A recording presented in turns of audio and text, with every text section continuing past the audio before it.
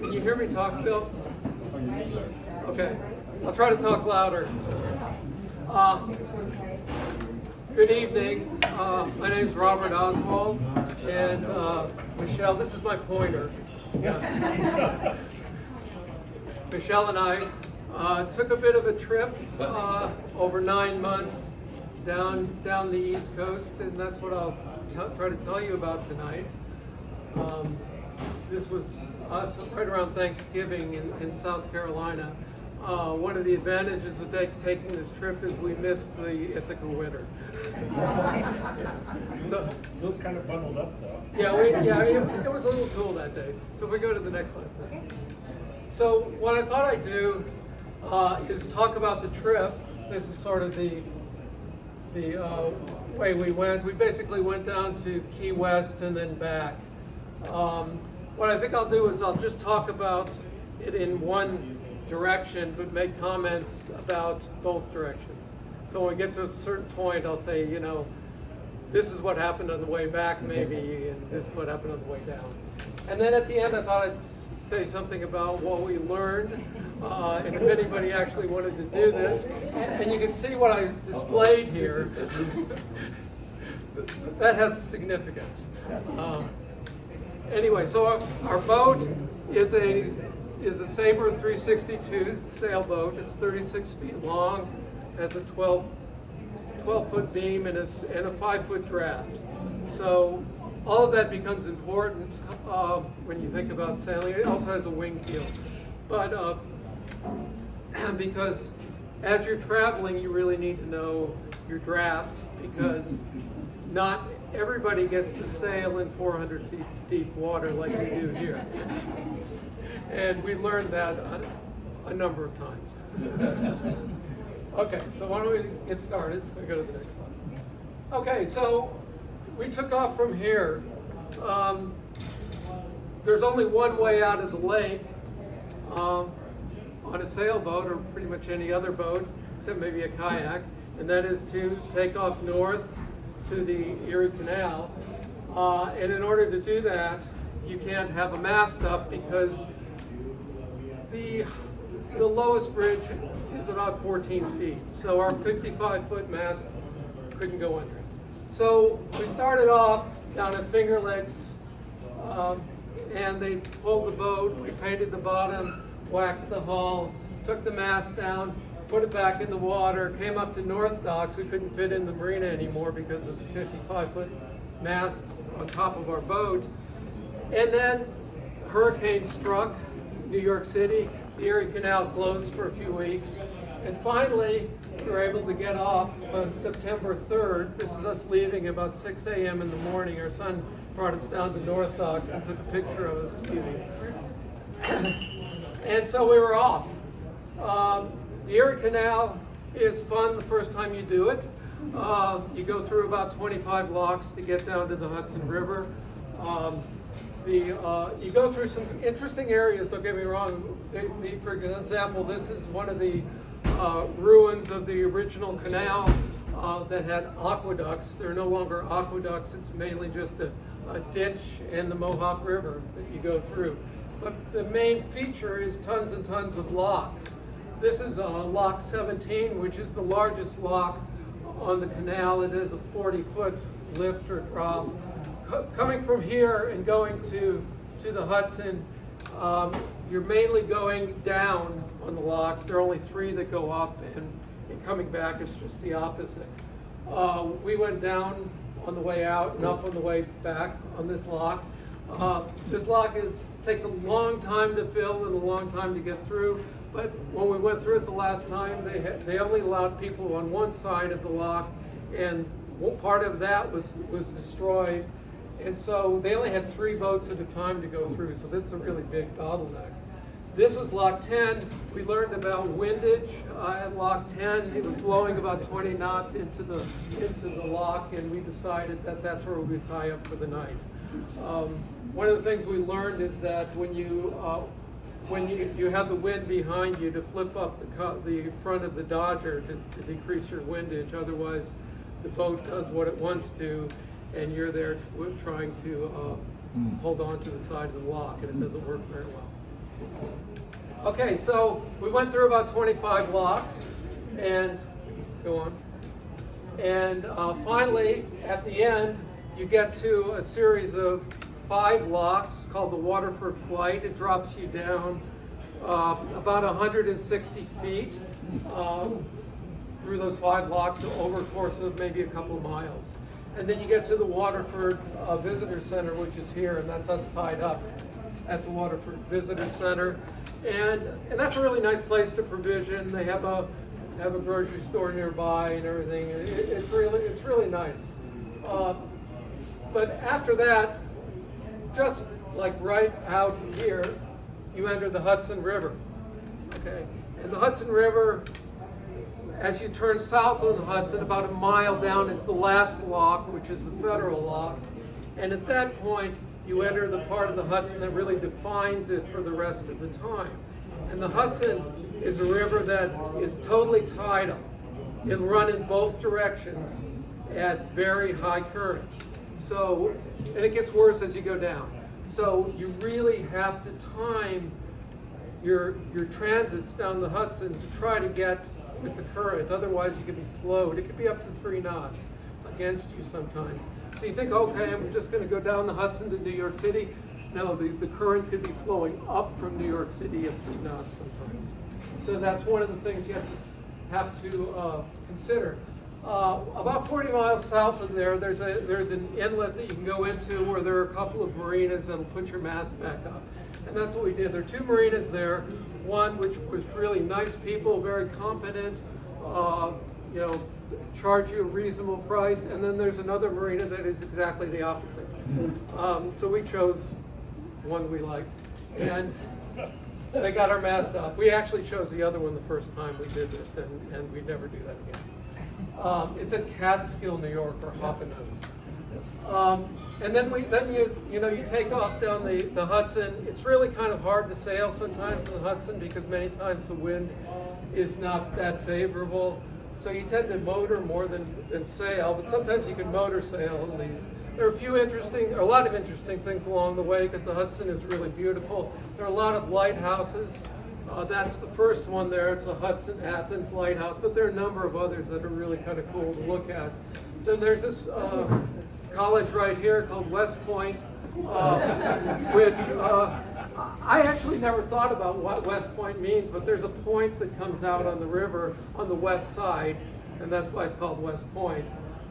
The other interesting thing is they have a hotel next to it with a restaurant that's called the Zulu Bar and Grill, Zulu Time Bar and Grill. I was thinking about, well, why would they call it that?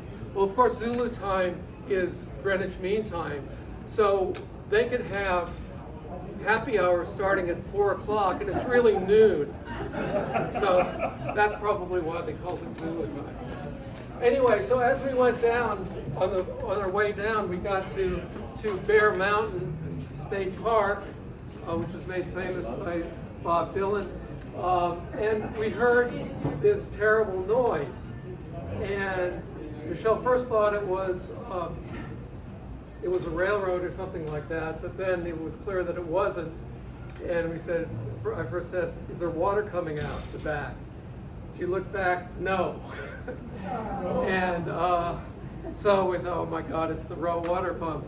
And so fortunately, just a few days earlier, I had signed up for Sea Tow. There are basically 2 towing companies, Sea Tow and Boat US, that you can sign up for a nominal fee and get towed pretty much whenever you break down, which for us was a lot. Right as we broke down, a Sea Tow boat came by. So we hailed him. He came over and told us he couldn't help us, but to hail somebody, to call them. So somebody came, and if we go to the next slide, towed us to Haverstraw, which is Haverstraw Bay, which had a marina, and we got in there and found a mechanic, took the thing apart, and we found that we have a gear that drives the raw water pump. It's supposed to be a slot, except there's a hole there. And the raw water pump has a slot, but that was round. So basically it was fitting in here, this gear was spinning and nothing was happening. So we called up Westerbeek. We have a Westerbeek engine. We called up Westerbeek, and they said, "Oh yeah, we have the water pump. It's only $700, and 4 to 6 weeks to get the gear." So we called every place in the whole country that sold Westerbeek parts. Nobody had it.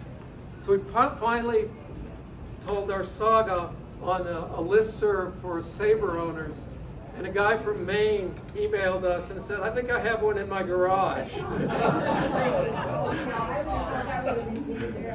and so he sent a picture, and it was, and he sent it to us.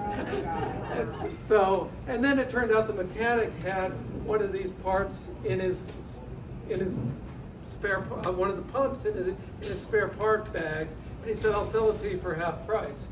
So we I don't know how it happened. We were up and running again, and we finally, after 4 to 6 weeks, got the part from Westerbeek and sent it to the guy in Maine. So we got going, and we carried on down the Hudson from Haverstraw. It's a pretty easy run with the current. That day we were right with the current. We're making up to 8 or 9 knots in our boat that hardly ever goes above 6. So that was pretty amazing. We went through the Tappan Zee Bridge, which is now the Mario Cuomo Bridge. On the way back,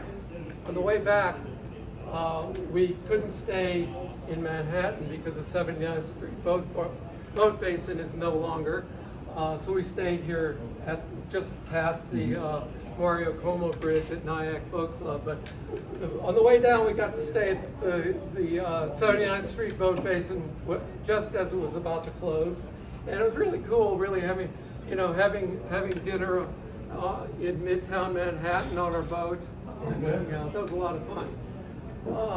It was actually a lot of fun also to pick up a mooring with 3-knot currents. I lost the boat hook on our first attempt, and we went back with another boat hook and were able to snag it and bring it back on board. And we actually, mainly because of Michelle's boat handling skills, we were able to snag the mooring the second time. When you get to lower Manhattan, however, it's kind of challenging because you have these things, which are the Staten Island ferries. And one thing about a Staten Island ferry is that they don't really alter course for anyone, so you have to watch them. And plus, there are many others. There are ferries out to the Statue of Liberty, their Circle Line, everything else. So you really have to be careful. So what we did, basically, when you get to Lower Manhattan, you have a choice. You can go up into Brooklyn, or you can go over to Sheep's Head, but not Sheep's Head. That's where we went. Sandy Hook. To hang out and then figure out what you're going to do next. So we went to Sheep's Head Bay in Brooklyn. That's it shown here. We stayed on the way down. We stayed at the Sheep's Head Bay Yacht Club. On the way back, we actually spent 2 weeks there waiting for the Erie Canal to open at the Miramar Yacht Club, which is a really great place, really nice, welcoming yacht club. Anyway, so. Well, let me tell you a little bit about coming back actually in Lower Manhattan. When we were in Sheep's Head Bay for the 2 weeks waiting for the Erie Canal to open, we finally said, okay, it's time to go. I had timed the currents in the Hudson just to leave, and then we had fog for 3 days. And then finally on the 3rd day, we still had a bit of a window to make the current, and we took off. We got to about Coney Island, and I started seeing fog over Coney Island. We got to the Verrazano Narrows Bridge, and as we were coming up, we saw the fog and the container ships, top of the container ships above the fog, and then it just closed in on us. So we're exactly where we didn't want to be, in the middle of New York Harbor in dense fog. Fortunately, we had radar and AIS, and I was out on the bow trying to see. Michelle was back with her eyes glued to the screen looking for boats, and after about an hour it cleared, and we made it. Anyway, so getting back to Sheep's Head Bay, on the way down, we said, okay, what are we going to do next? We have to go down the Jersey coast. to get to the Delaware Bay, and then from the Delaware Bay up to Delaware Bay, across the Chesapeake Delaware Canal and into the Chesapeake Bay.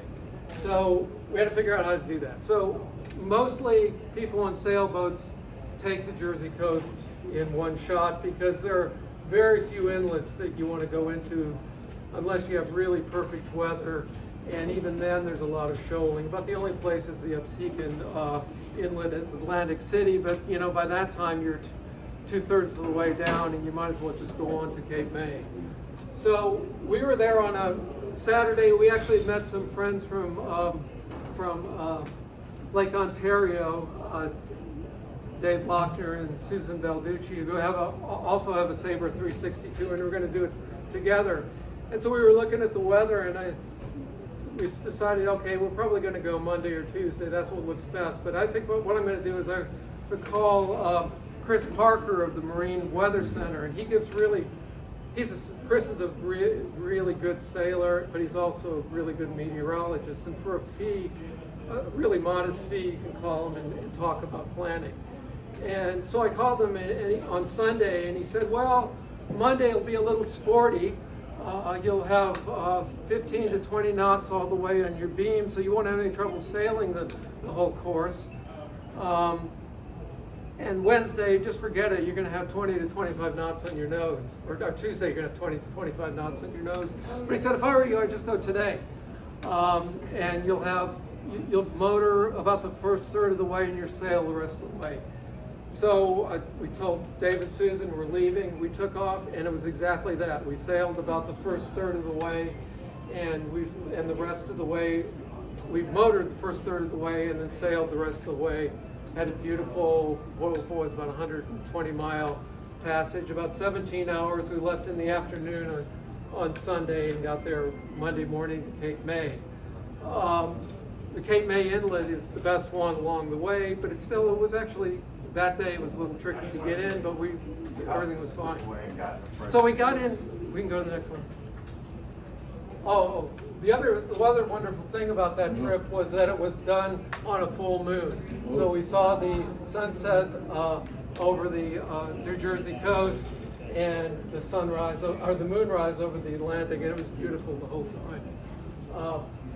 Anyway, so you get to Cape May. We stayed at a place called Uchis Marina, which was a little bit political for our tastes. They were selling, political swag in the bait shop, which wasn't very friendly to us. But anyway, we carried on there. One of the things that you have to do then is decide which way you're going to go. You can go around the point at Cape May, or you can go through the Cape May Canal.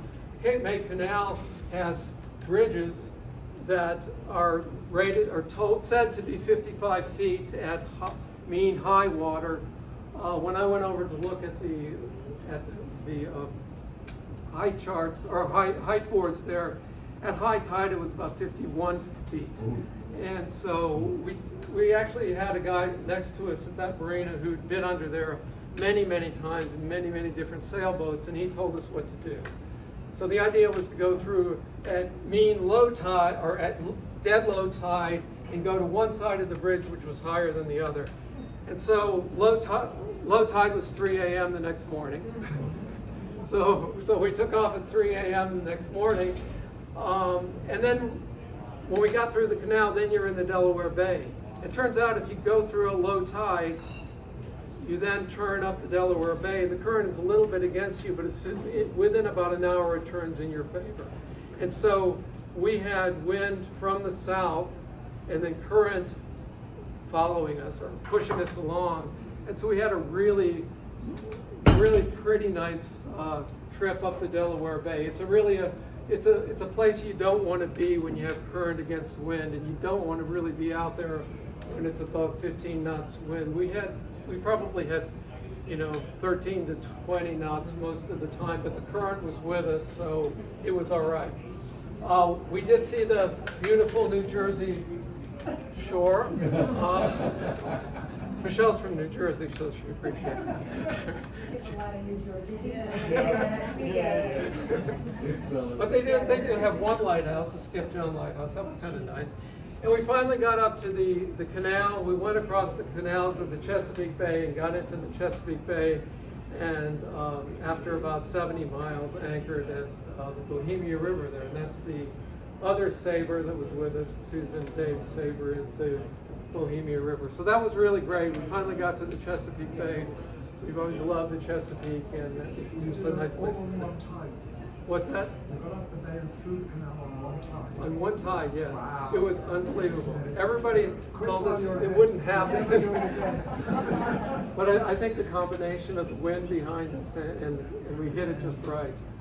On the way back, there was no way to do that. It was really hard. So what we decided to do was to go to through to Chesapeake, or not Chesapeake City, to Delaware City, which is right above the canal, and then try to time it from there. And we finally figured it out that what we should do is leave at sort of mid-tide from Delaware City, and we could catch most of the current down the bay. And then, I couldn't figure out how we would ever get through the bridges at low tide, so we decided we'd just go on and go up to New York. And so we, again, consulted with Chris Parker about that. And he said, this is really good. You're going to be able to go down the bay. You're going to have the wind behind you and the current with you. And then the wind's predicted to change about the time you get to the bottom and turn to the north, actually turn sort of to the west. And so we sailed up, up the Jersey coast until finally it sort of died a bit and clocked more around to the south. But we still had, at that time, we made about a 33-hour passage back to New York. That was the way back. So that was fun. The guy at the marina in Delaware City told us we should never leave. We actually ended up leaving there at about 3 a.m. He said, don't leave there unless you've had cataract surgery. I said, I haven't had my cataract surgery yet, but we're leaving anyway. And he said, oh, good. I'm really happy to hear that because I do salvage operations and I'll be able to sell. Very encouraging. Yeah, he was really, really nice guy. I loved him. And so we said, heck with you, we're leaving. And it was fine. Anyway, we can go on. We can go on. It was, oh, you did? Okay, so Chesapeake Bay is a great place, a wonderful anchorage. This one is Still Pond, which is one of the beautiful anchorages on the west side we went to. And then we worked our way down to go to Annapolis. We thought, oh, we'll get to Annapolis, and it's going to be a couple of weeks before the fall boat show, so it should be okay to get in there, maybe get a mooring and hang out in Annapolis. Well, we got to Annapolis. Unfortunately, it was on the weekend, and when we got into Spa Creek, there was probably more boats than there was open water. It was just solid packed boats. Of course, there were no moorings, so we went around to the other side of Annapolis, Back Creek, and we tried to anchor, but there were no places to anchor, and so we just sort of gave up. And so that we didn't go to Annapolis on the way down. We ended up going down to South River and anchored. But on the way back, however, we did spend a few days in Annapolis, and it was really a lot of fun to be there. It's a great place. When we got to South River, our son, who's a resident at New York Presbyterian, came down to join us sailing. He was able to sneak on the boat in a private marina on the South River, and we got to sail with him for a few days. We went to St. Michael's, which is again on the east shore there, and also Oxford. Oxford actually has one of the nicest marinas we stayed in there. It's beautiful. Well, we were about to leave. That's the marina.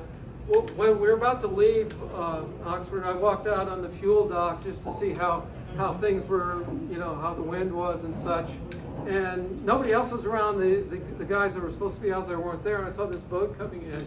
I thought, well, I've been pretty well trained at the Ithaca Yacht Club to grab a line whenever anybody comes in. So I'll just grab their line.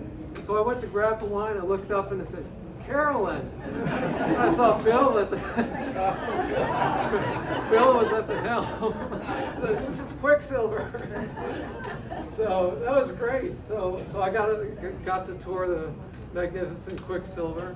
That was very nice. And we actually got to take off and sail a little bit together. That was a lot of fun. So then we crossed back over to the west side and sort of the south part of the Chesapeake. We like the anchorages on the west side. One of the ones we stopped at was Prentice Creek. This is one that Michelle and I anchored there. I don't know, it was like 5 or 6 years ago, 2016. It was our 30th anniversary cruise we chartered, and it was the first time we ever anchored overnight. And so we went back to exactly the same place and took exactly the same picture of the sunrise. And it's a beautiful anchorage. But there are a bunch of really nice anchorages down there. Another one that comes to mind that was great was Mill Creek. There's some nice ones in Object Bay. There are just so many nice places you can go there. Okay. But then all good things come to an end, and you get to Norfolk. Norfolk is a really shipping naval capital. It's one of the busiest inlets. You know, you're lucky if you get in without encountering a submarine. On the way down, we decided to stay there in Portsmouth, which is on the other side of it's sort of like Portsmouth and Norfolk and Newport News are all together, but Portsmouth is on one side of the river, Norfolk is on the other. We stayed in Portsmouth. It was not a very nice marina. It was noisy, smelly. The boatyard worked 24 hours a day, and they were very loud. So we got out of there. On the way back, we actually stayed in Norfolk itself, and it was just the opposite. It was a really nice town. We really enjoyed it. Actually, Portsmouth was a nice little town too, but it was only a very small part of it that was nice. We then went on a little bit further for reasons I'll mention. We went down to Chesapeake, or Great Bridge, which is just about 10 nautical miles down the way from Norfolk. And it was a really good place to provision. It's also a really interesting little place where they have where a Revolutionary War battle was fought, and there's a museum that talks about it. And there's some nice walking trails. It's a really nice place. So we stayed there for a day or so. But then after that, that's when you really start the Intracoastal Waterway. And the Intracoastal Waterway there, it sort of starts off with a few kind of little challenges. You have Currituck Sound, you have followed by Albemarle Sound, followed by the Alligator River, any of which can kick up waves with current, current against wind. And so on the way down, we were really lucky. We sort of timed our weather window from Great Bridge to get down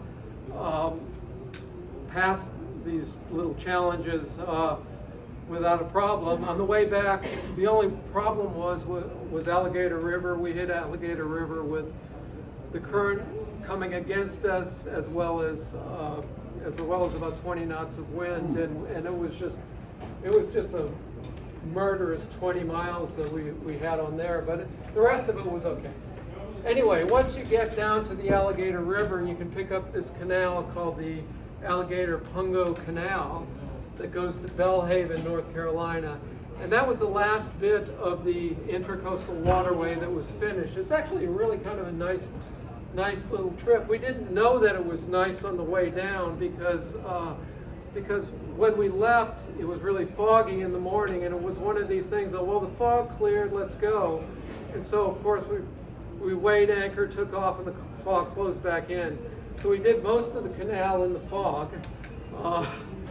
Fortunately, we had radar, and we could see where the edge of the canal was.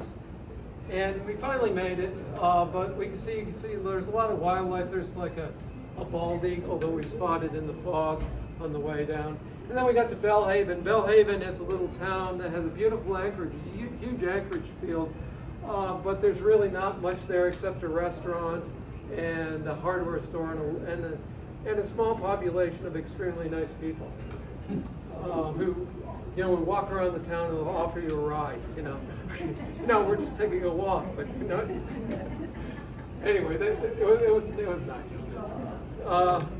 From Belhaven, you sort of go around a point into the Neuse River, which is another place where you can get some wave action, and the attraction on the north side of the Neuse River is Oriental, which we got to know better than we wanted to. Anyway, on the way back, we stayed at Oriental again, and if you notice that this is actually their town website, and we were featured on their town website. Apparently we were some sort of exotic species there. Anyway, so this is the view from the docks there, and basically you had shrimp boats on one side, cruisers on the other side. We spent a couple of days there on the way down, and then took off. If we could go on, and we were crossing the Neuse River at that point. Dodging shrimp boats, and then we got to the other side, and then you get to what's called Adams Creek, that then runs you down basically to the Atlantic, and at Beaufort. And so we were going along, and Michelle said, I think we're going pretty slow. We must have a lot of current here, but then this boat here is sort of like some sort of catch motor sailor or something, who was at the dock with us, and he was telling us how slow this boat is, and it sort of passed us going like we were standing still. And then the smoke alarms went off, and Michelle says, "No, there's something going on here." So I went down and measured, and so the smoke was coming out of the transmission. I measured its temperature. It was like 350 degrees. So we stopped, called CETO. At that point, they said, we don't know where to take you. We don't know what to do about this. So I started calling around. I found a guy in Oriental that was really nice. He said, "I'll help you, but I don't know how to rebuild the transmission or anything." So I finally called Hanson Marine in Marblehead, Massachusetts, and got Fred, who's apparently the owner, who said, "Well, we don't have a transmission like that, but we'll rebuild it for you." I said, "Well, that's great, okay." So he said, "Go back, have them take the transmission out, and send it back to us, and we'll rebuild it." So we did that. We ended up on the other side of Oriental on what's called Whitaker Creek for a couple of weeks. While we sent it back, it got delayed because there was a hurricane at that time. But it finally made it there, and they replaced it. Fortunately, there were like a tiki bar that came around.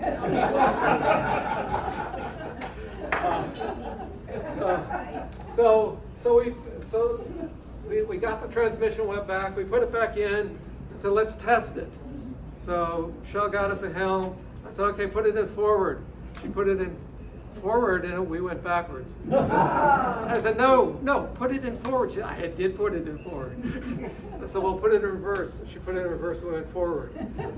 And so I called Fred back up, and he said, "Yeah, sometimes people put it in backwards. Yeah, you just got to move, just got to take it apart and turn this call around, and then you'll be good." And so he said, "Get the mechanic there, and I'll talk you through it." So we did that. We turned it. Took a half hour to do it. We put it all back together, and it was working fine. So we took off from there the next day. It did go in the right direction, and we went down to Beaufort, Morehead City area, which was kind of a nice area. We stayed there both on the way down and the way back. We actually stayed at Morehead City. And on the way down, we stayed at a place called the Sanitary Fish Market. I guess it was kind of good that their fish was clean. But on the way back, we stayed at a marina. Now, this marina was really concerned about dolphins. They had this warning sign up about not feeding the dolphins and take care of it. But I didn't really understand what the problem was with dolphins. Apparently, Nancy Pelosi kills dolphins. That's what it had on the side. So I thought, gosh, she's a busy woman. So that's great. Anyway, so then we moved on to Camp Lejeune. It's a marine base that's famous for polluted drinking water, but they have a really nice place to anchor called Mile Hammock, and we got there and actually waited out gales. We had like 25 to 30 knot winds consistently for like 3 days. And so when we were about to leave, I thought, well, I better check the transmission fluid. So I pulled the dipstick out of the transmission fluid. There wasn't any in there. And I looked down and the transmission fluid was in the bilge. So I thought, oh my God. So let's fill it up, see what happens. We filled it up, it started dripping out. So I called Fred up. He said, well, didn't you seal it when you put it back together? I said, you were on the phone with us, man.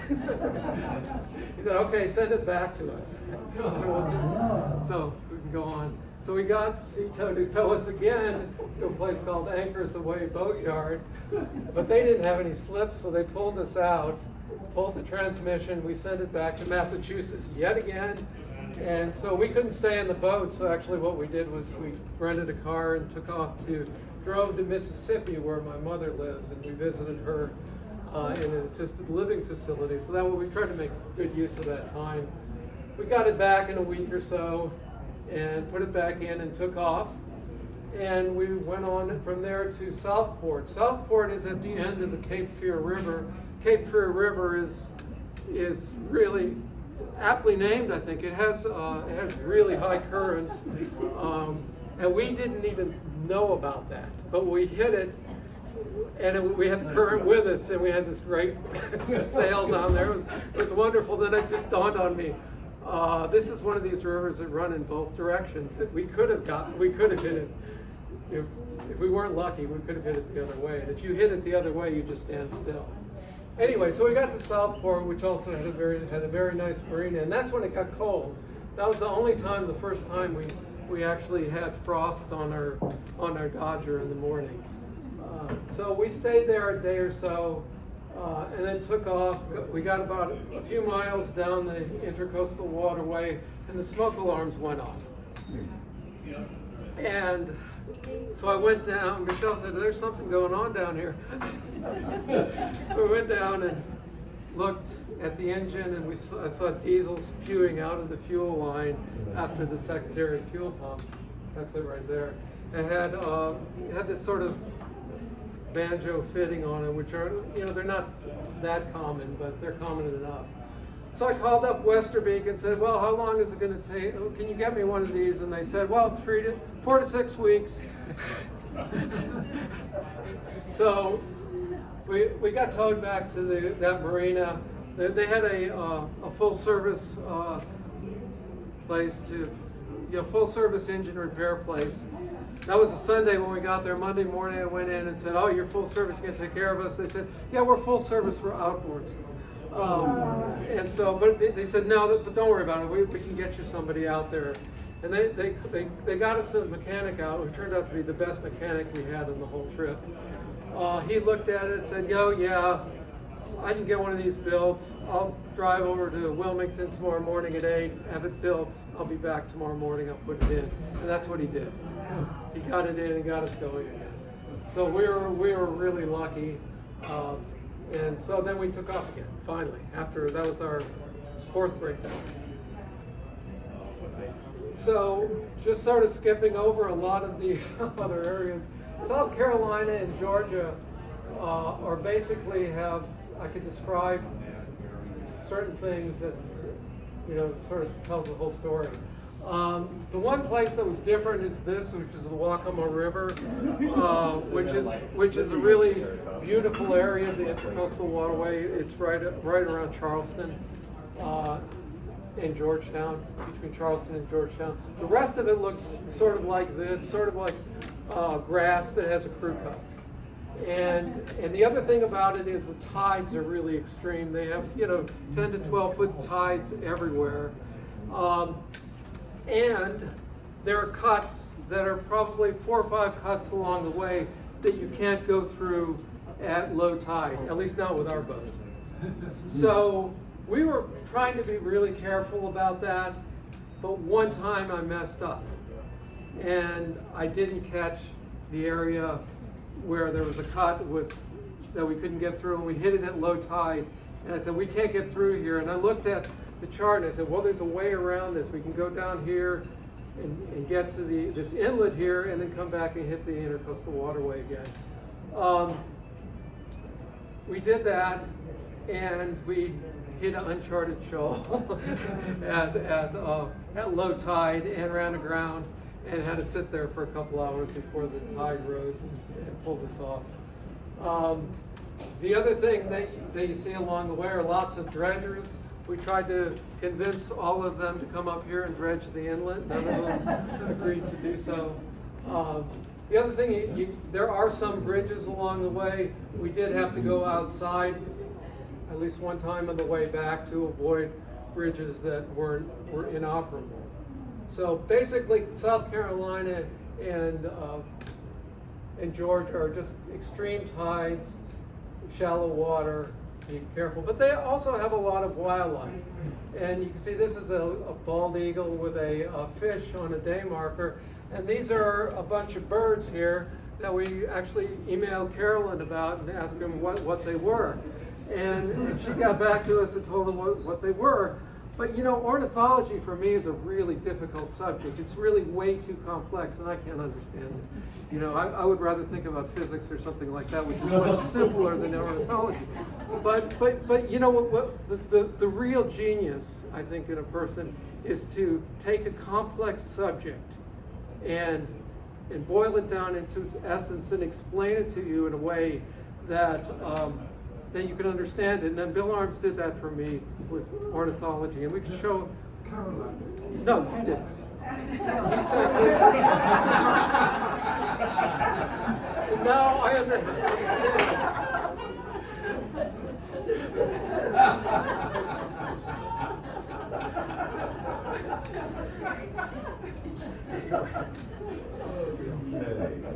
Okay, so at the end of our trip down through Georgia and South Carolina, the end of South Carolina, right before Florida, is a wonderful place called Cumberland Island.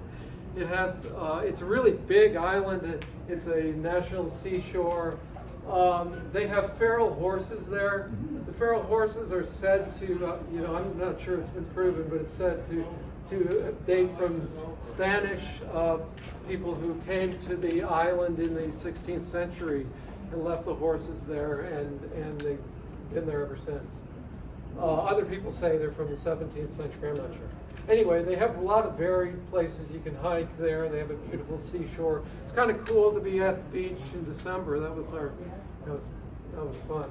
So, and they also have a beautiful English. So it's a really great place to go. And from there we went on to Florida. Amelia Island is the first place you get to in Florida, and I'm told that it's a really nice place. We had some neighbors move there. They said it was a beautiful place to be, etc. So we were really looking forward to it. We were going to anchor out there and dinghy in and see the town. But when we got there, it basically was a paper mill with a marina next to it. And I'm told that if you actually go in to the marina and go over to the ocean, it's really nice. But we were so turned off by the smell of the paper mill, we just went on. We didn't stay there. But we had lots of dolphins following us at the time. That was kind of fun. So really the first place we got to in Florida that we enjoyed was St. Augustine.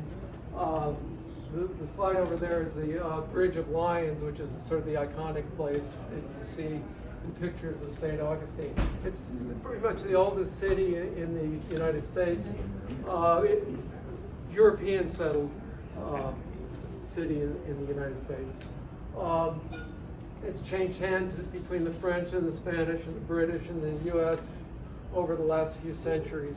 It has a lot of interesting places. One place we found really fascinating, on the way down we thought it was just a tourist trap. On the way back we went and we found that it was actually really fascinating. It was Castillo de San Marcos, which is a fort that was built. It actually started, I think, in the 16th or 17th century.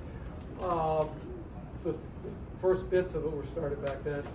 And it's had this fascinating history all through the centuries, actually all the way up pretty much until the end of the 19th century, where they brought the last remnants of the Native American resistance, including Geronimo, who was kept captive there for several years. So it was an interesting place to visit. The town is also has an old city that is really touristy, but there are parts of it that are really nice to walk in. You know, shaded streets, and nice restaurants. It's a good place. We went on from there. From there, you basically go through towns like Cocoa Beach, Daytona Beach, Titusville, etc. We didn't see any. We were looking to see if we could see some launches from the Space Center, but we missed most of those that happened while we were going through. But anyway, most of it wasn't that interesting. Basically, it was traveling through these large lagoons where there was like a narrow cut where it was deep enough to get the boat through, and everything else was pretty shallow. And you can see that here. It's shallow. And that's one of the problems they have in Florida is so many abandoned boats, and that's one of them I think, that we've seen. What we did, so in those lagoons there were a couple of things that were interesting. One, we anchored in Mosquito Lagoon, and Michelle decided she wanted to go swimming, but then she started thinking about, well, I wonder if there are any sharks here. And so she looked it up, and first thing she saw was the highest incident of shark attacks was in Mosquito Lagoon with people who wear wetsuits. And she was just about to put her wetsuit on. So she didn't go swimming. This is a spoil island where they've dredged and just put the spoils, and then vegetation grows up. We hid behind one of those for a few days one time in a gale. And then finally, when we got to Vero Beach, we got to a place where we sort of enjoyed. Vero Beach is more like a gated community kind of place, but the marina there is sort of strangely attractive. It's mainly moorings, and people can anchor as well. But if you anchor and you want to use a dinghy dock, you pay the same as if you get a mooring, so you might as well get a mooring. They never turn anybody away. If they fill up all the moorings, they put 2 people in the moorings. If they have 2 people in the moorings, they put 3 people in the moorings, etc. I don't think they go beyond 3. We were there, but we were sort of put off by that. But then when we did it, it was fun, and we met some really nice people. But Vero Beach, we spent more time than we liked because it was our last saga. On the way back, we were coming from Peck Lake, which I'll show you in a minute, to Vero Beach on the way home. And it got to be my usual thing to check the engine every hour because I didn't trust it. So I went down and saw antifreeze leaking out of the fresh water pump pretty fast. So I said, so we were motor sailing at that point, and I said, let's turn off the motor, see what happens. So we turned off the motor, and Michelle said, we're going pretty well. I said, okay, let's put up the main. And so we put up the mainsail, and we sailed on a broad reach for 20 miles to Vero Beach. We had to go through a bridge that had to open. I called the bridge operator up and said, you know, we lost our motor. We're coming under sail. He said, I only open an hour and a half hour, but except for emergencies, and I'll call this an emergency. Just come up, you can sail right under it. And that's what we did. He opened it up for us, we went right through. And we sailed right up to the marina at Vero Beach. We talked to the people there. They said, call this guy, he'll help you. We called him up, he said, I'll be there in 20 minutes. And so he was a really kind of a weird guy, but he was a pretty good mechanic. And we figured out that it wasn't just a seal on the freshwater pump, it was the bearings that had gone. So I ordered another one. And then he said, well, you better check your heat exchanger. So he took a heat exchanger to a machine shop, and they said, you need a new one. So then I ordered another heat exchanger, and we were putting all those things in. And he said, you know, your motor mount's broken. So then I had to order a motor mount, and we stayed at Vero Beach for 2 weeks, and finally we got out of there. So that was on the way back. Okay. So anyway, so then we, between Vero Beach and Lake Worth, I'll tell you about Lake Worth in a minute, there was this nice anchorage called Peck Lake. That's an example of a place that if you want to anchor there, you probably need to get there in the early afternoon because it fills up fast, but it's a really beautiful place. And that's halfway to Lake Worth. When you get to Lake Worth, it's a huge lake that it's basically an anchorage, so you never have trouble finding an anchorage. And we were there for Christmas, and there were boats everywhere. So that's basically West Palm Beach. So it took us, we had to go through about 10 bridges to get from Peck Lake to Lake Worth, and we were really fed up with asking bridges to be open. And the next step was to get to Fort Lauderdale on the inside, and that was 12 more bridges. There were no good anchorages, there were no good moorings. Maybe we would have been able to drop a hook somewhere, but we just thought about it and we said, let's just skip everything and sail to Key Largo. And then, so we thought about that, and it had a sort of attractive aspects of it. There's apparently,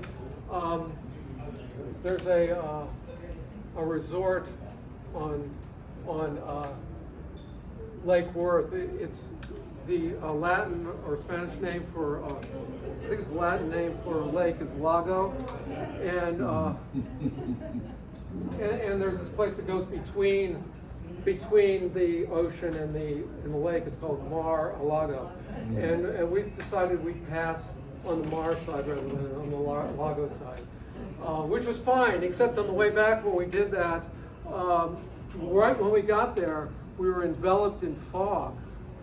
And I didn't know what was going on because the fog was not predicted. And somebody at Cornell told me later that it wasn't fog, it was actually burning documents.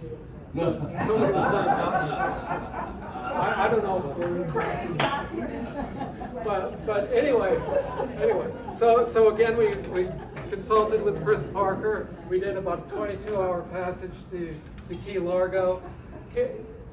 When I talked to Chris, I said, what should we do after we get by Miami? Should we cut in?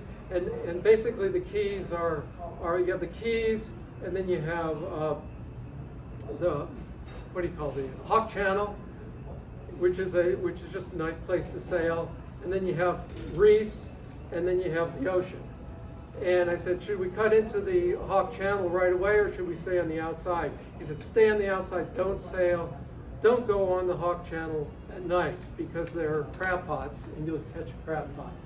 So we stayed on the outside, and we just monitored that we were in more than 500 feet of water until the sun came up. Then we were able to cut in and go to the Hawk Channel.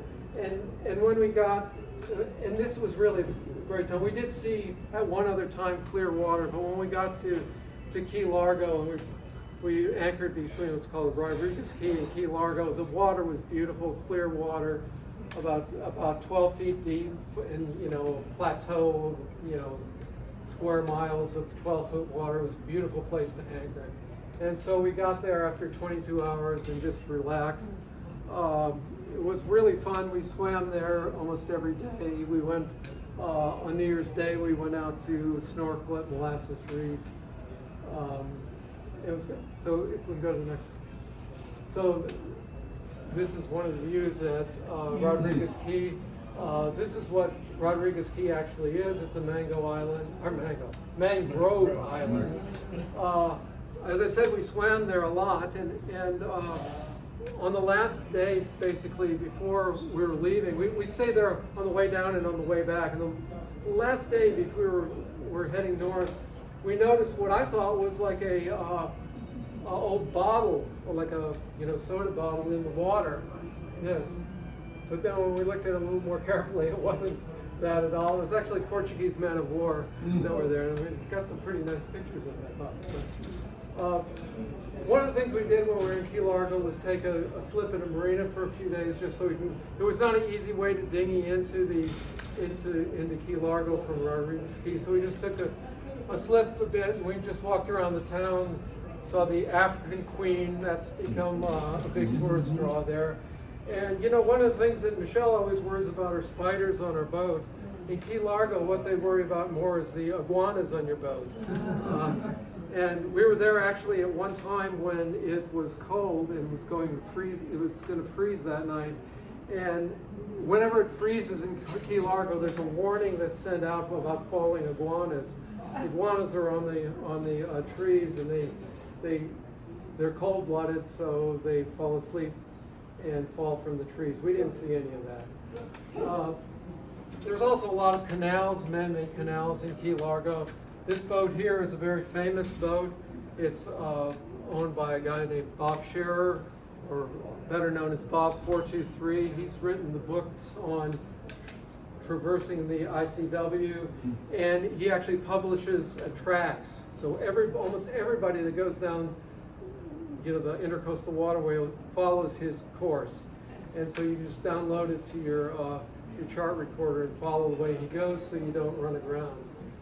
We did run aground once following his charts. Well, mostly we did. Anyway, from Key Largo, we stopped at a couple of keys along the way to Key West. This was Long Key. It's one of the few places that you can go from the outside the Atlantic side, the Hawk Channel, into Florida Bay.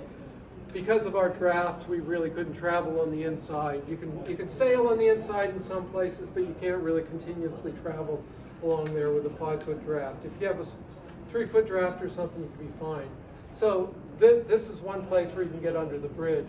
If you notice, there's another bridge there. That's a railroad bridge built by Henry Flagler back in the early part of the 20th century. He's the one that put the railroad down to Key West and actually opened up Key West to tourism. It lasted about 20 years before it was destroyed by a hurricane, and then finally the road was put in, and people drive now rather than go by railroad. But this is really the place where we were able to sail the most. It was a lot of fun to turn the engine off and sail. We felt like along the way we were being followed by this thing that looked like a blimp. It's not a blimp, it's a sort of a dirigible that's tethered to a railroad car, and it's there for surveillance. It's a radar, has radar in it, and it looks for drug smugglers and people trying to get into the country by boat. Apparently, it's been there since the early 80s, and soon after it was put in, some fishermen came along and saw its cable in the water, so they decided to tie their boat to the cable. They had about a 23-foot boat with a 175 horsepower motor, and they demonstrated that they had more horsepower than brains because the dirigible picked up their boat into the air, and they had to jump off to safety, and the Air Force had to come along and shoot the dirigible down with the surface area missile to get their boat back in the water. They said they were very happy because the engine started. Anyway, one of the things we noticed, the trend, which was very strange, was these big, I think Claire would refer to as a gin palace, that we're pulling these dinghies.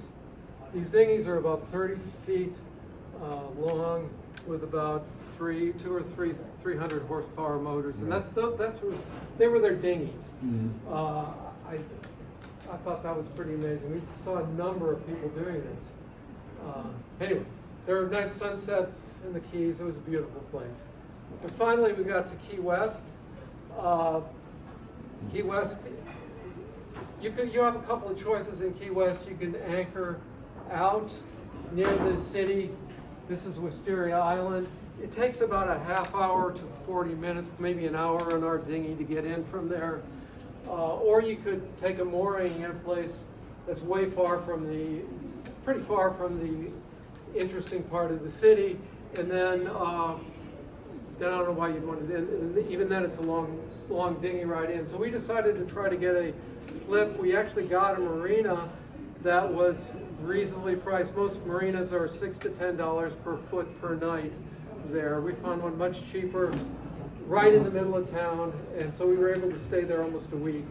And it was great. So Key West has a party at Mallory Square to watch the sunset every day.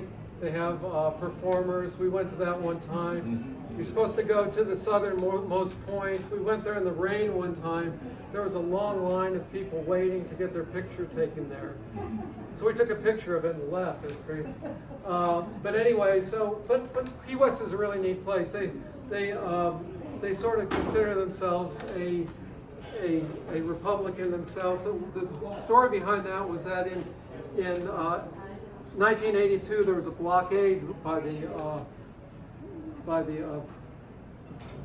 Coast Guard. I don't know, it wasn't the Coast Guard, it was the Border Patrol, who blocked all of the roads to the Keys for days and put in just shut down tourism in the Keys. And Key West mayor took them to court to try to get them to stop it, and they were thrown out of court. So he asked, well, what are we going to do? Well, he said, well, they blocked us off from the United States. I guess we're going to have to secede from the United States. So they declared independence, the Conquered Republic. They took their schooner called Western Union and attacked the Coast Guard ship, the Diligence. They attacked it with water balloons, conch fritters, and stale Cuban bread. And the Diligence fought back with hoses. And after 20 minutes, the Conquered Republic surrendered and asked for foreign aid, which they haven't gotten. But what did happen was they disbanded the blockade, and tourism came back. But we actually followed the tradition there, flew the courtesy flag for the Conquered Republic while we were there. So the other things that were interesting, Fort Zachary was there. Fort Zachary was kind of interesting because it was during the Civil War. Florida was more in the Confederacy, but Key West was on the edge. But a garrison of Union soldiers captured Fort Zachary and used it as a naval blockade, and it was one of the reasons why the Union was able to prevail. Hemingway is everywhere. Of course, he's gone, but his cats are still there. His house was interesting. We saw some million-dollar yacht racing there. And the other place that was very interesting was the botanical gardens. They had all kinds of palm trees that we've never seen before. Very interesting. They also had boats that they collected from people who've tried to make the trip from Cuba. And it's amazing what kind of boats people tried to go those 90 miles from Cuba in. It was incredible. That was like the most seaworthy one we saw. And I'll leave you in a description of our trip with our saga of the rigger. While we lost our anchor light, and so I wanted to go up the mast to fix it, but as you see, I can't even go up a ladder.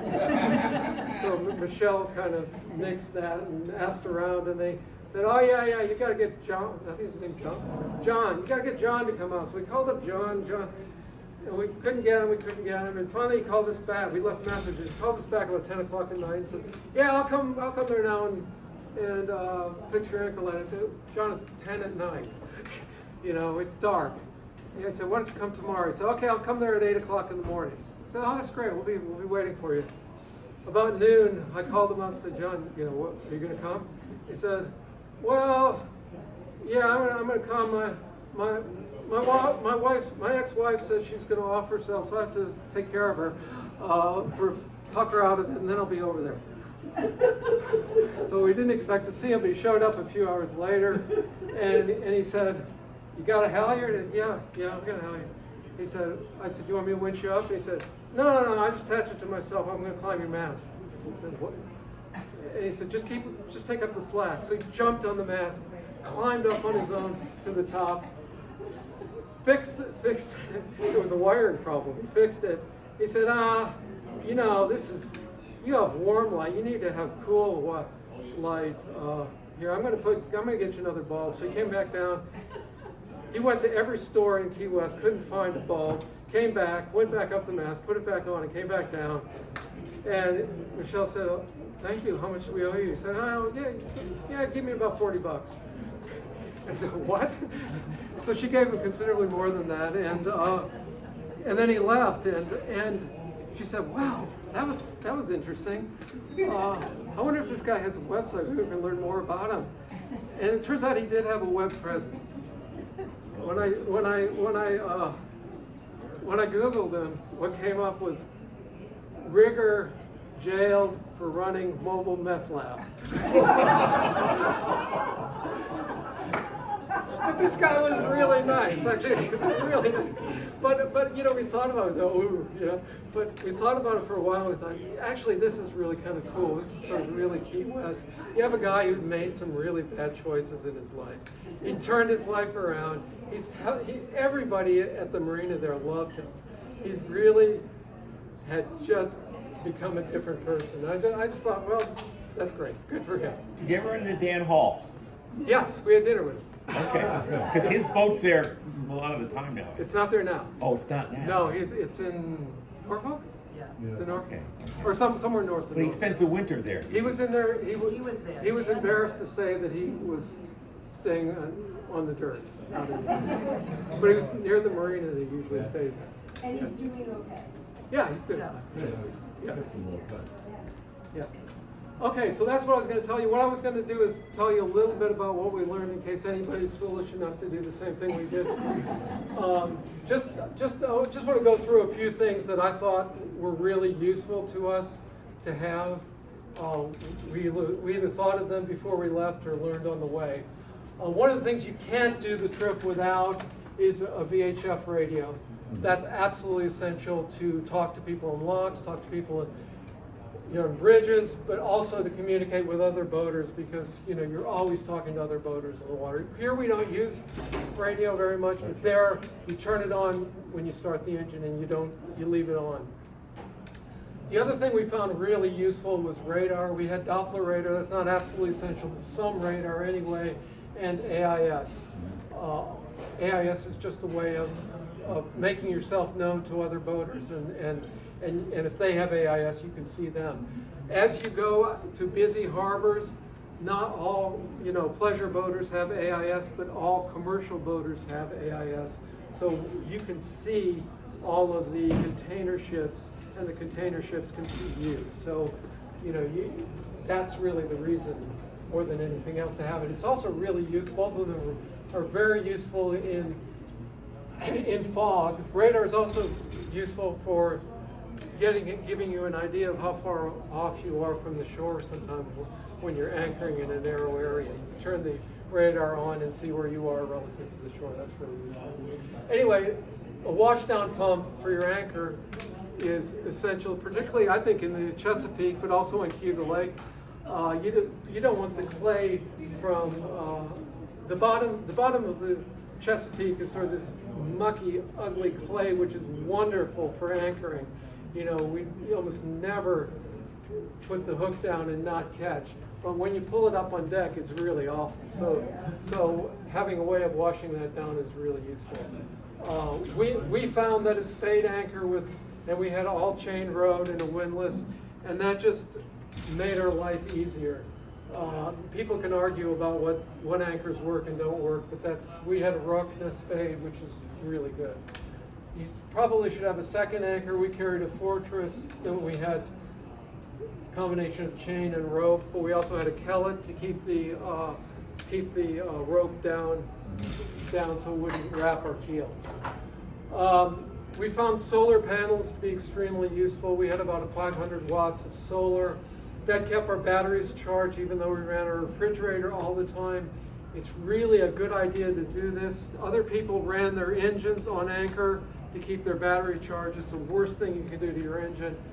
I can tell you, you want to baby your engine. You don't want to cause any additional grief, but it can clog up with carbon if you try to do that. If you leave with house batteries are in good condition is a good idea. We had 120 amp hour batteries, AGM, that worked beautifully for us. We had DC refrigeration, and we got a suggestion on the way down that we should insulate the top of it. So we got a yoga mat and put it on top of it. And then we put some reflective insulation on the inside, and that really helped with the energy efficiency. The other thing to do is take as many spare parts as your room and budget permits. Spare parts, except for zincs, oil filters, and fuel filters, spare parts are not there to use when you break down. They are the things that don't break down. So the more spare parts you take, the fewer things can break down. Okay. How many hours? Was your engine pretty new? Our engine we left it was $2,600. So, Not that old. so you had more equipment issues than ordinarily you would have, I think. Yeah, yeah, yeah. It And- seemed like you did. Yeah, we did. But that was the second time we had the raw water pump die on us. We had it one other time. I won't go into this. Anyway, what else?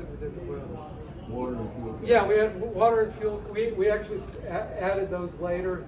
Basically, adding some fresh water tanks, you know, that we just strapped on the outside, just allowed us to go longer in between marinas or stopping in marinas. And same thing with fuel. It's really good to have a reliable dinghy and dinghy motor. We have a rigid dinghy on davits and an electric motor, and both of them served us well the whole time. Lots of people use inflatable dinghies and tow them and use gas powers, you know, and like that, but we preferred what we have. The other thing that you don't necessarily think about is extra dock lines and fenders. This is really important for the Erie Canal. We had a few extra 45-foot dock lines. They weren't even long enough. We had to tie dock lines together sometimes to tie up with the walls along the Erie Canal. And lots of fenders on the Erie Canal is a really good idea because you need them on both sides of your boat because you never know which side you're going to tie up. I took a folding bicycle that came in handy. In fog, we had our radio does automatic foghorn signals. Twice in fog it died. And one time, so then I used the air horn to do our fog signals, and then that ran out of air, and so at one point I was blowing a whistle every 2 minutes. But anyway, it's good to have those. It's good to also have radar and AIS and fog. We found it also can get cold even in the south, and we took an electric heater along, but we ran off an inverter, but only for a very short time because it used so much energy. You can get a propane heater that'll run off those little green cans. We actually did that at the end, but it's really dicey. It's supposed to be used on the indoors, but we did have the carbon monoxide alarm going off one time with it, so we were a little nervous about that. But one good thing we found was to take an electric blanket and that and warm that up for a short time, and it made it nicer. In hot weather, to keep the bugs out, we ended up replacing our screens with CM-proof screens, which helped quite a lot. Go to the next one. And then some other things we learned. The main thing that's important is to learn about the weather, sort of have some understanding about how low pressure works, how high pressure works, and that sort of thing. And also have access to detailed weather reports, whether it's with SSB, internet, or just your cell phone. But it's always good before you take off to check the weather because you never know when it's going to change. We consulted with Chris Parker for the Marine Weather Service anytime we went out into the ocean. He was extremely useful. It was of really good value. Michelle planned ahead for the whole trip, looked at marinas, anchorages, hurricane haul-outs all the way around. She spent months doing that. It turned out she had this documentation that was extremely useful. But what's really important then is more detailed planning when you're moving. We planned in some detail for the coming week, mainly because we wanted to think about what the weather patterns were, where we wanted to be for what weather, and also, what are the tides going to be, etc. But really what's important is to plan in detail for your next day, looking at what the currents are going to be, what the tides are going to be, where the shallow areas are going to be. This becomes important, in almost everywhere you go. The tides and depths are important in South Carolina and Georgia. The currents and the winds is important in like the Delaware Bay and out in the ocean and the Hudson River. We use 2 charting systems, Navionics and Aquamap, on the iPad. We also had a Raymarine Axiom display, which we hardly ever use. It's far inferior to the iPad. Navionics is good because it has sonar maps that are crowdsourced. It's not always correct though. Aquamap is good because it's updated more often. It also has soundings done by the Army Corps of Engineers. So you can really find the shallow areas. Using both of them and judging by, which going the most conservative route kept us out of trouble most of the time. There was one place I remember where Navionics, an entrance to Anchorage, told us we had 13 feet of water, and Aquamap told us we had 2 feet of water. We used a different entrance. The other thing we learned was that we put any scraps of food, any wet trash, we bagged it up and kept it in the refrigerator. We learned that when we were 2 weeks on the Anchorage and we had it stored in the aft berth, and it was way too smelly to go on. So that was a good thing to learn, actually. The other good thing to have is boat cards. We exchange cards with our emails with other boaters. We found that we often had questions that we wanted to ask somebody. If we exchanged a boat card with them, we could email them and ask them some question about what is it, how was your passage, or do you like your wind generator or whatever. So that was really useful. One last thing. So just a few resources that we use. We found the waterway guides not particularly useful. They tell us that every place you go is the most wonderful place on earth, which is not true. But they need to keep their advertising up. Skipper Bob has these publications that are actually very useful if you keep them up. They tell you about where the good anchorages, where are the bridges, what the phone numbers for the bridges are, how you call them on VHF, etc. And then I mentioned Bob Scherer, or Bob 423. He has a cruising guide that he updates every year for the Intercoastal Waterway, as well as tracks the updates that are useful. We use some websites for, Michelle got local notice to mariners from the Coast Guard every day. And that was actually really good because sometimes we learned about bridges that were inoperable or places we had to go around. That was good. And then during hurricane season, we use the NOAA site to track all the hurricanes.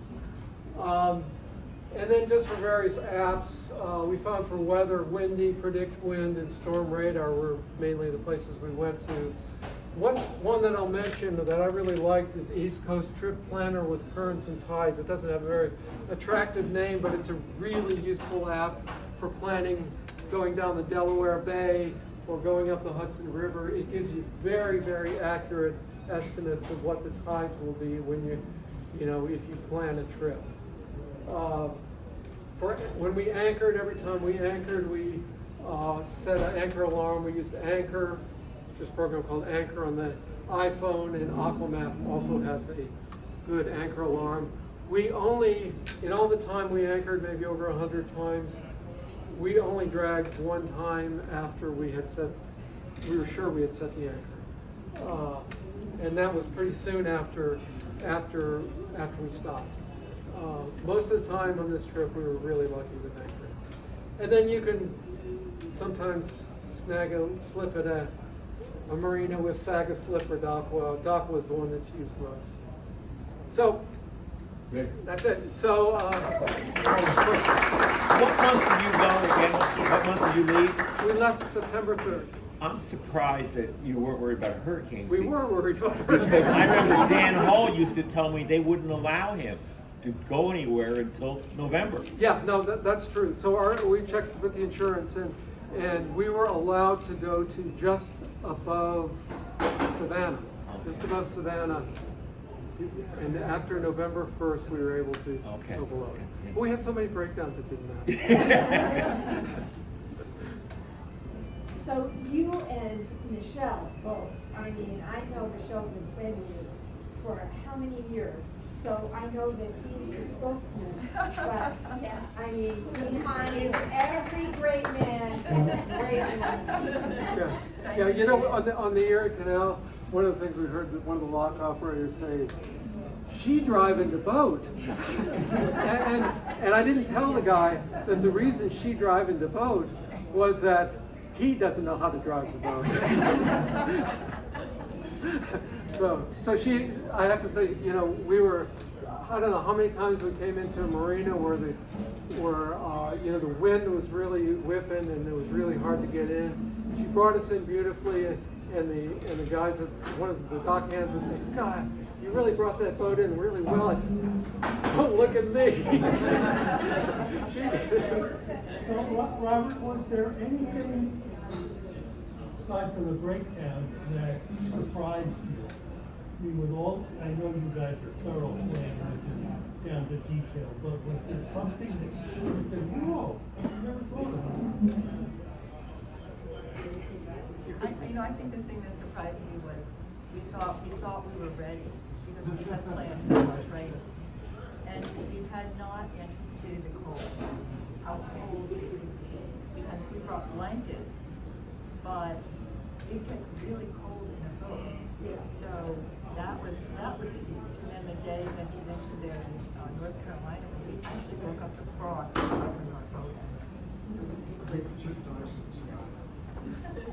It was just, that was wonderful. That's what made us start thinking about wind generators. We don't have a wind generator now, but we talked to people who did have wind and sun, and they had plenty of energy for heat. So we're thinking of wind generators. What was the total duration from leaving to returning? For the time, Yes. we left on September 30th, got back May 25th. Well, you're a hero to me. Anybody could do it. I don't think so. That was a lot of togetherness. So what do you think the most common question we've had? We were At the end, or What, along the way or at the end? The most common are you question? having fun? No. Are you speaking to each Are other? you And I would always say, I don't know, talk to that woman. What a great. This was a great presentation. I'm impressed that you remember all those details without notes.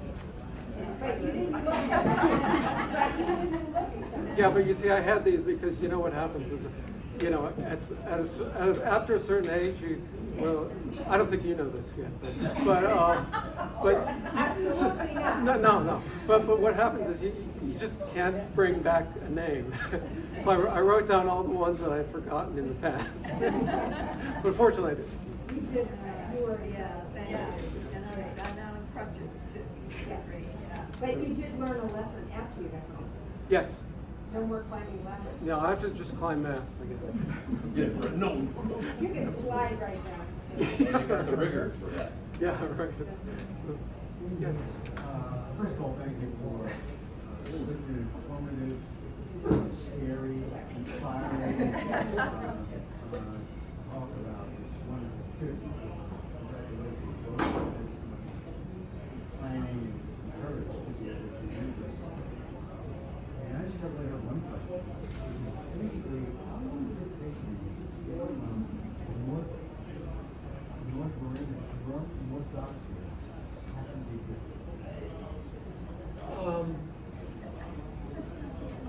About happens to grow. So it's about 5 days on the canal, and then now it's about 3 or 4 days. But you have to stop to put your mask on. So it takes we didn't do it that fast. It's about 3 or 4 days sailing. And that's why I came to the canal when the canal. Yeah. Oh yeah. If you get the air canal notices, you'll see that they're always closing locks. So you can always get stopped. But we were lucky in both of those.